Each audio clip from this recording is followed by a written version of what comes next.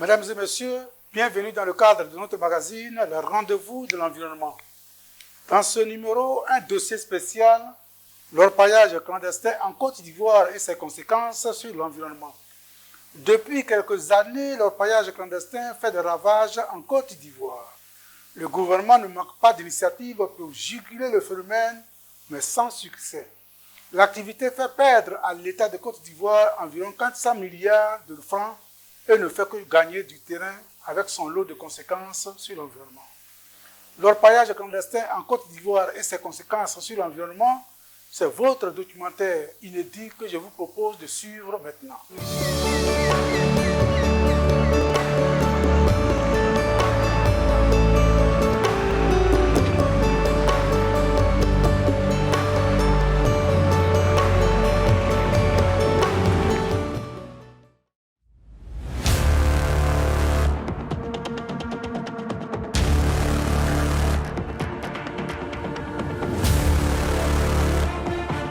La production de l'or en Côte d'Ivoire a atteint environ 48 tonnes en 2022. Une production en constante hausse ces 10 dernières années. En 2021, la contribution du secteur minier aux recettes fiscales s'est élevée à 140,585 milliards de francs CFA. Avec des mines qui produisent de plus en plus d'or, le gouvernement ambitionne de porter la part de l'industrie extractive dans le PIB à 6% d'ici 2025. Notre pays s'est résolument engagé à faire du secteur minier le deuxième pilier de notre croissance, a déclaré Thomas Camara, ministre des Mines, du Pétrole et de l'Énergie, lors d'un symposium sur les mines en Côte d'Ivoire. Du coup, la fièvre de l'or s'est emparée de tout le pays. Voici le nouveau visage de la Côte d'Ivoire profonde.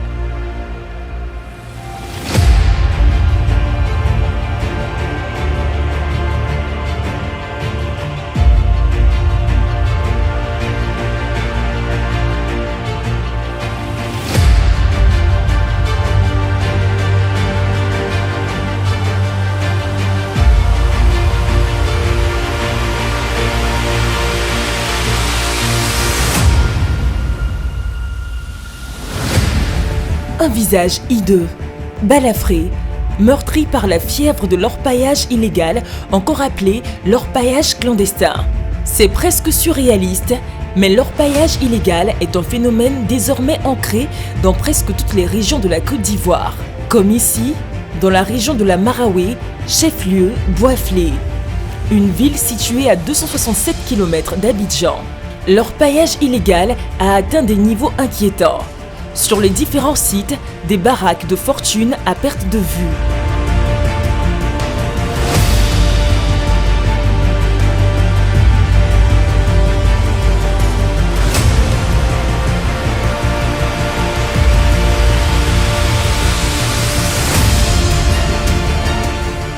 Sur le sol, des trous de plus de 70, voire 80 mètres se côtoient. Une situation similaire dans les régions de la Côte d'Ivoire. La destruction massive du patrimoine foncier nourricier de la région et la pollution des cours d'eau, y compris le lac Kossou, par l'utilisation des produits toxiques, le mercure et le cyanure, dit-on. Et pourtant, cette retenue de 30 milliards de mètres cubes d'eau forme un lac de 150 km de long, recouvrant 1700 km² de terre. Elle est productrice de plus de 20 000 tonnes de poissons par an. Le lac de Kossou irrigue 50 000 hectares de terre pour les 981 183 habitants. Cela n'est plus qu'un vieux souvenir. C'est une évasion très importante de la richesse nationale. Et ça a commencé à prendre de l'ampleur à tel point que les populations, la main-d'œuvre agricole commence à disparaître au détriment de leur voyage. Si cela continue, avec le mercure, avec la turbidité élevée de l'eau, la ressource halieutique forcément va prendre un coup parce qu'il n'y a plus de reproduction, les poissons vont mourir d'intoxication et tout ceci menace cette ressource-là et menace l'économie locale.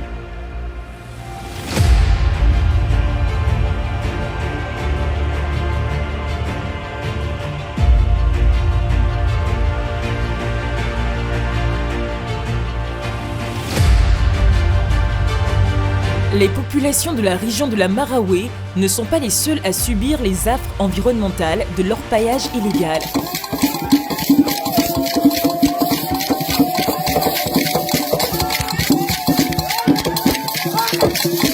Nous sommes dans la région de Lifou, chef-lieu d'Aoukro, à 235 km d'Abidjan. Ici aussi, l'orpaillage illégal a des conséquences sur l'environnement. Un véritable désastre que ne cessent de dénoncer les autorités politiques.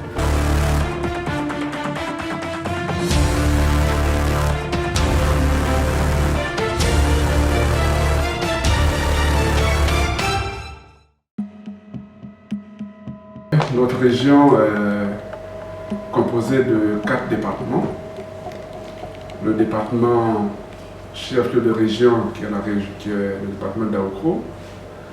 Nous avons également le département de Bayakro, le département de Prikro et le département de Wélé, le tout dernier qui a été créé. La région regorge de potentiel important en richesse souterraine comme l'or. Depuis environ 5 ans, nous avons connu cela. Maintenant, sous une forme de phénomène qui est devenu envahissant et incontrôlable. Des personnes sont venues dans les 16 août, un très grand nombre, et se sont mises à exploiter de manière abusive, de manière illégale, le sous-sol de notre région, donc le sous-sol de la Côte d'Ivoire.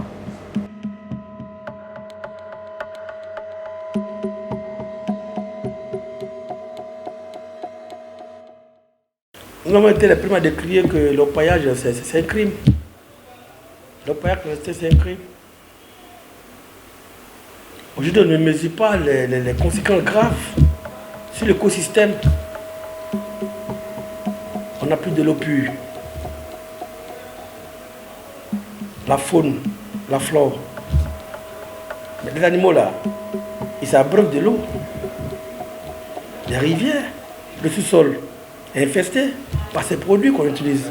Le paradoxe de l'orpaillage illégal dans la région de Lifou, c'est qu'il y a ceux qui pleurent de la destruction de la nature et de l'autre côté, ceux qui se frottent les mains, car l'activité est un véritable business souterrain dans la région.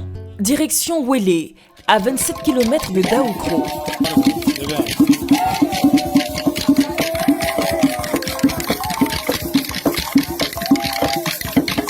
Nous sommes dans le village de Kodi.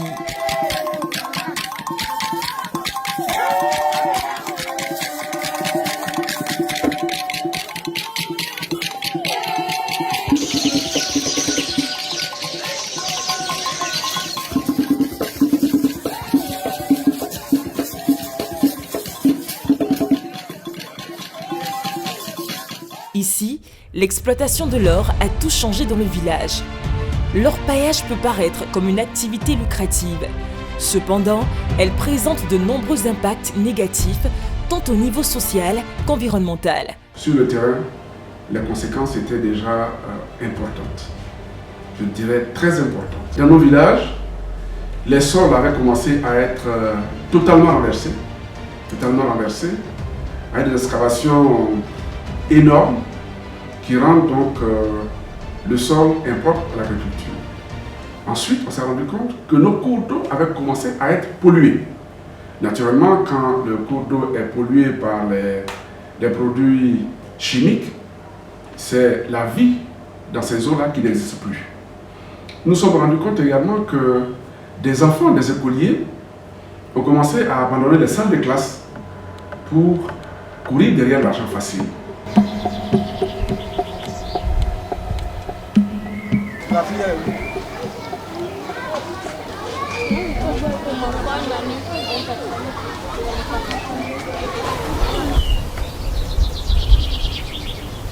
Ils ont commencé le paillage depuis 2015. 2015, moi je suis venue en 6e, là, ils ont commencé le paillage. Là. Donc avant, ils creusaient, les vieux leur donnaient les places, les coins pour creuser. Mais arrivé à un certain moment, ils voient que le paillage n'est pas une bonne chose. Parce qu'ils ont commencé à gâter les terres, faire des choses qui ne sont pas admissibles.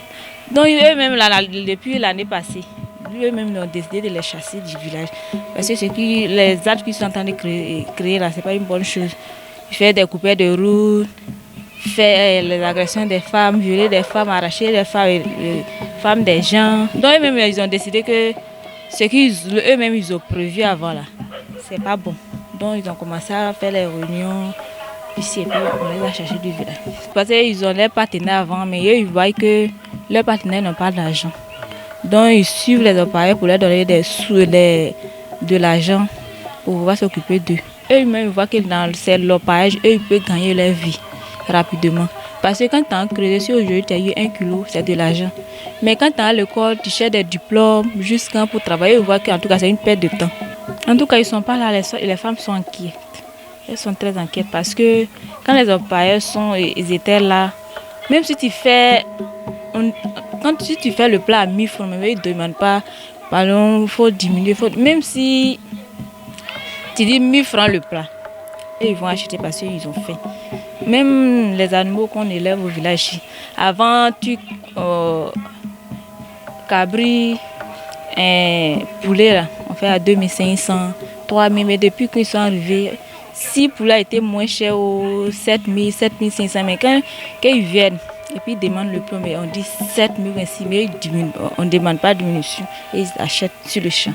Donc ça fait que, si même un jeune du village même veut chercher cabri, même veut chercher poulet, les femmes du village, ceux qui ont ça seulement, ils ne vont pas diminuer, puisque les employés achètent ça comme c'est là.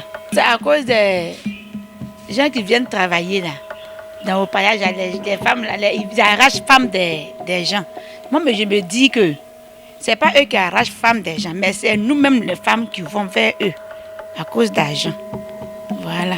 Sinon, si toi, un homme vient t'aborder, que tu es marié, tu peux lui dire que je suis mariée. Il ne veut pas même mettre code à ton couple pour te tirer pour aller chez lui à la maison là-bas. Voilà, ça seulement là.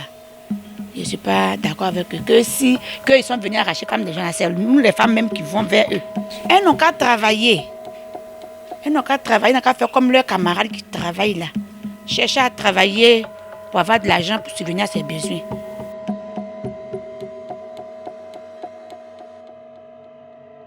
Direction le village de Sikakomenakro.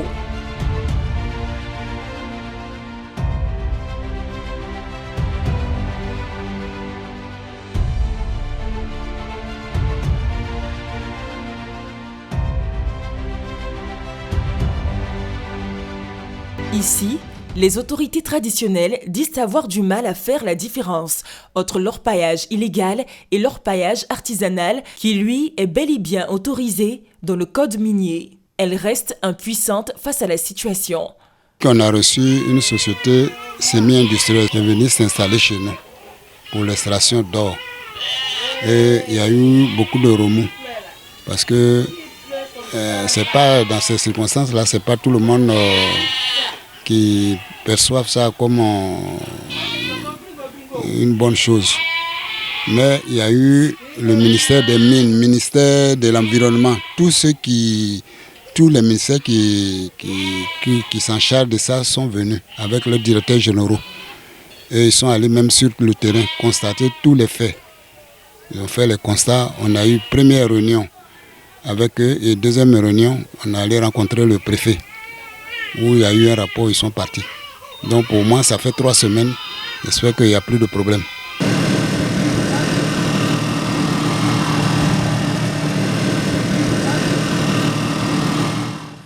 En Gamakro, cet autre village de Wélé n'est pas à l'abri du phénomène de l'orpaillage.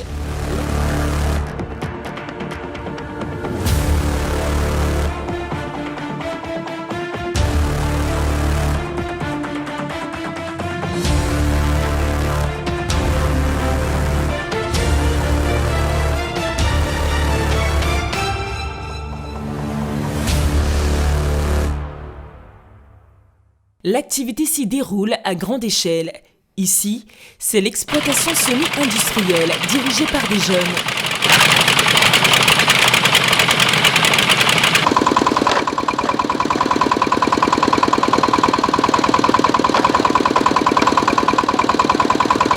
Une activité qui leur permet de payer la scolarité et les repas de leurs différentes familles.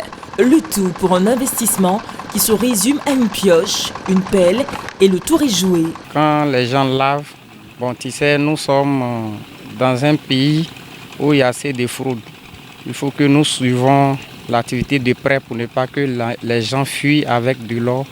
Donc c'est pour cela les patrons ont demandé à ce que nous venions ici pour surveiller ceux qui travaillent ici. Nous sommes beaucoup. Voilà les machines que vous constatez. Ils sont en train de travailler. Nous sommes beaucoup. C'est par grammage que nous sommes payés. Ici, la somme payée, c'est à 25 000 francs. Bon, des fois, de 19, 25.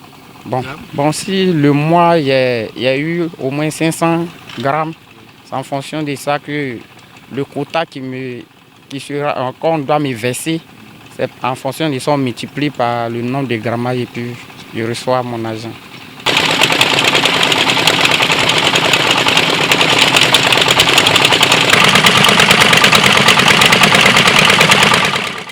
Chaque semaine, qu'on rassemble tout ce qu'on a eu. Et puis bon, le boss vient prendre ça et puis il s'en va avec. Bon, par semaine, on peut avoir au moins 100, des fois même 198, 200 grammes par semaine. Un gramme est payé ici à 25 000 francs au chantier ici. On utilise le produit mercure pour rassembler tout ce qui a été pilé, pour qu'on puisse retenir l'or qu'on peut avoir. C'est ça. Bon, à part mercure, il n'y a pas d'autres produits qu'on utilise. Actuellement, on ne peut pas retrouver la rivière puisque le coin a été inversé. Donc. Mais de l'autre côté ici, on peut retrouver la rivière. Mais au niveau d'ici, on ne peut plus puisque tout a été saccagé, donc on ne peut plus la retrouver. L'une des conséquences de l'installation de cette entreprise, c'est la rivière Baya qui est désormais chassée de son lit.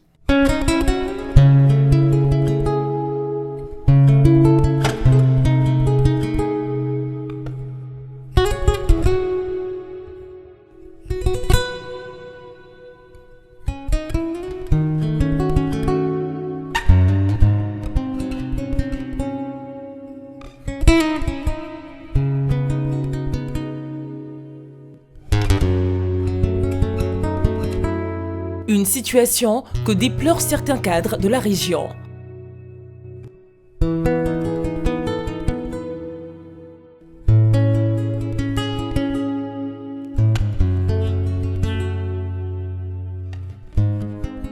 Nous sommes sur un site d'orpaillage à proximité du village de Angamakro.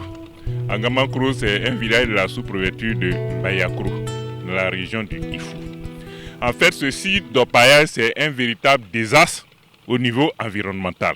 Le site a été fait sur la rivière Baya. La rivière Baya, c'est un petit cours d'eau qui prend sa source dans la sous-préfecture de Kofi à Mouikro, là-bas, et qui coule à proximité des villages, et qui passe par Ouilé, et puis alimente les villages qui sont dans la sous-préfecture d'Ananda pour aller se jeter dans le Nzi. Le Nzi lui-même qui va se jeter dans le Bandama.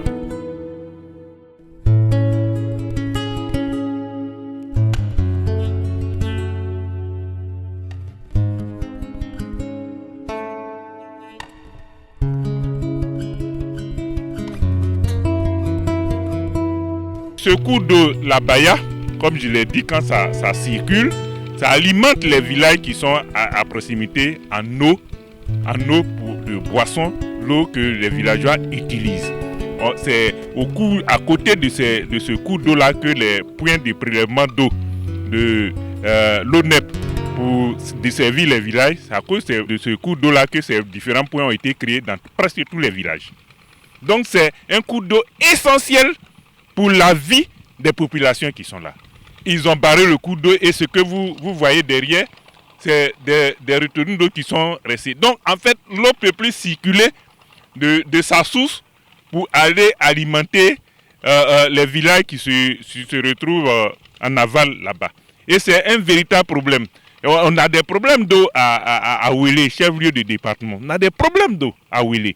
Mais ces problèmes d'eau-là, voilà l'une des causes.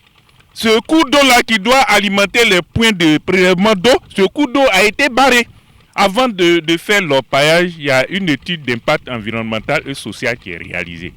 Et on préconise des mesures de correction des dégâts qui vont être faits.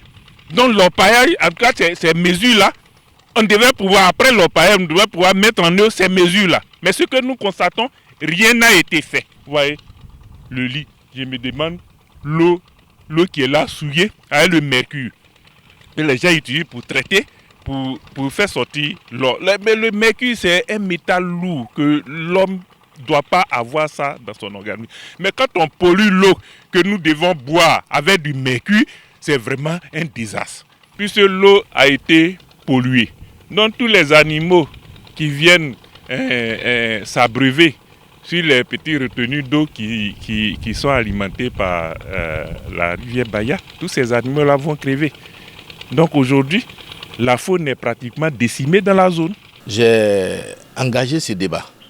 J'ai parcouru tous les villages et partout où je suis passé, j'ai attiré l'attention de nos populations sur ces fléaux qui a des conséquences lourdes sur la santé, sur la cohésion, sur l'environnement, sur tout ce que vous pouvez vous imaginer. Et au départ, je n'ai pas pu être compris. Il faut prendre les précautions pour préserver la vie des populations. C'est ce que moi, c'est mon combat. C'est mon combat. Il faut que la vie des populations soit préservée. Mais dans ces cas-là, même s'ils ont des papiers, il faut dire qu'ils ont exposé les populations.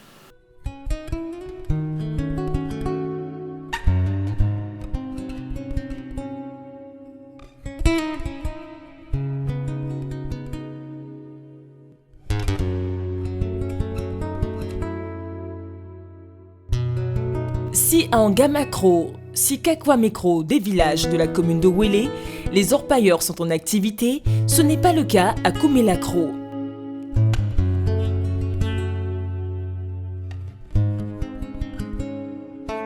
Ici, les jeunes s'opposent à l'exploitation de ce métal précieux. Bon, c'était en mars 2022 que nous avons commencé à vivre ces aléas-là.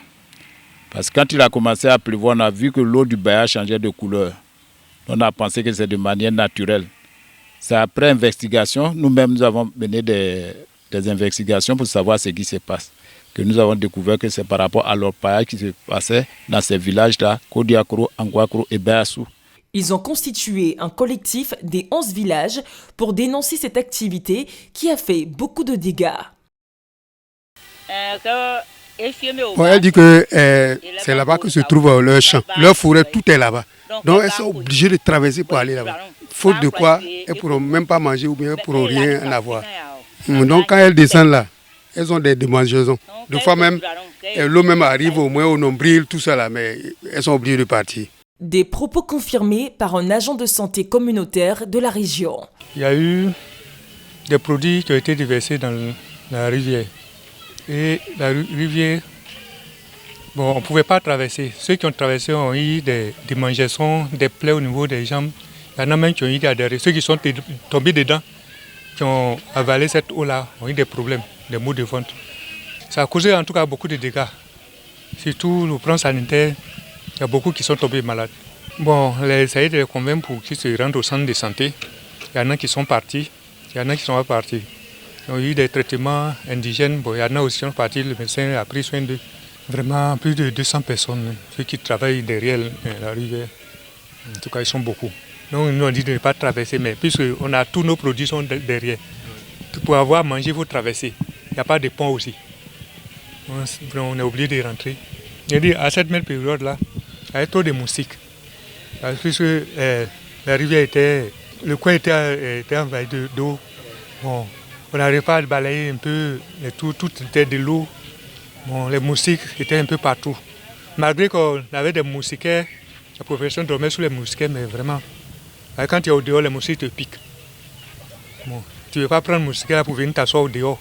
Pour certains planteurs d'EVA, palmiers à huile et autres cultures agricoles, c'est un désastre constaté après arrosage des plants avec l'eau de la rivière Baya. Guinée de palmiers à huile, teck, EVA, tout ça là. Mais quand on a commencé à arroser, d'autant plus que c'est en mars que l'eau est arrivée. Donc quand on a commencé à arroser nos pépinières avec l'eau, donc ça a tout brûlé. Donc voici que vraiment on n'a pas pu au moins avoir quelque chose. On devait vendre. Même il y a des plants qui étaient prêts à vendre, mais tout est mort. Bon, c'est ce qui est petit là même. Actuellement, ça ne tient même pas. Daoukro, Boisflé, Dimbokro, Bongwanou, Bundiali, ce sont toutes les régions de la Côte d'Ivoire qui sont concernées par la fièvre de l'orpaillage.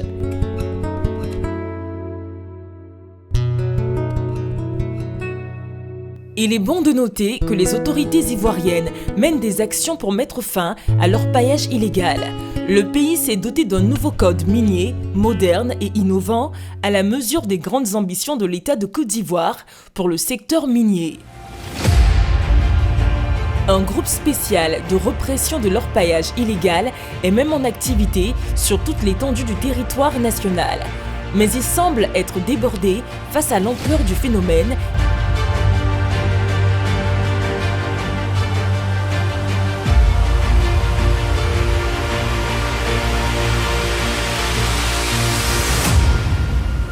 C'est qu'il y a beaucoup d'argent dans l'orpaillage illégal. Officiellement, les autorités parlent de 400 milliards de francs CFA de pertes pour l'État de Côte d'Ivoire. Une manne énorme pour les orpailleurs venant de toute la sous-région pour prendre leur part du gâteau au détriment de l'économie et de l'environnement.